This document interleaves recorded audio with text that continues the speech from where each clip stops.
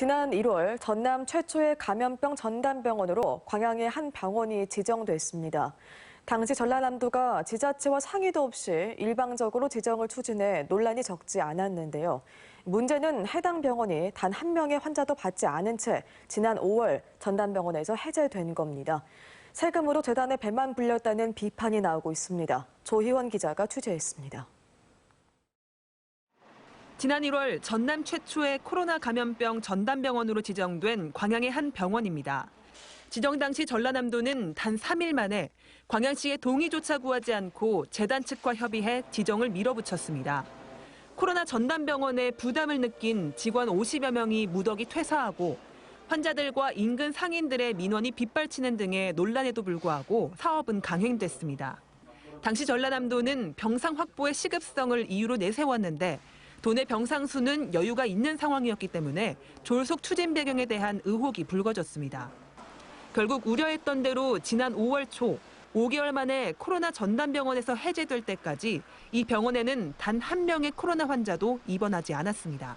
급하게 전화되고 나서 환자가 계속 없었어요. 이렇게 이송되는 환자가 하나도 없어서 그냥 이제 남아있는 그 인력들은 뭐 그냥 일 안 하고 편하게 앉아가지고 그냥 월급 받은 겁니다.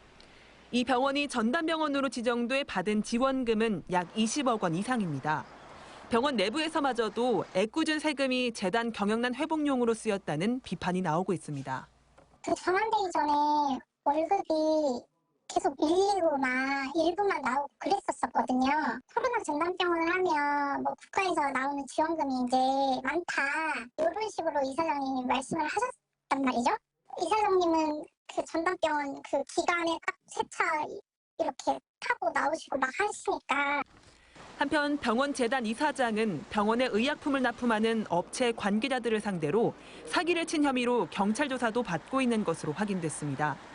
경찰은 이사장의 사기 혐의 2건을 접수해 한 건은 이미 기소 의견으로 송치했고 고발을 준비 중인 건까지 포함하면 피해자들의 전체 피해액은 최소 10수억 원으로 추정됩니다.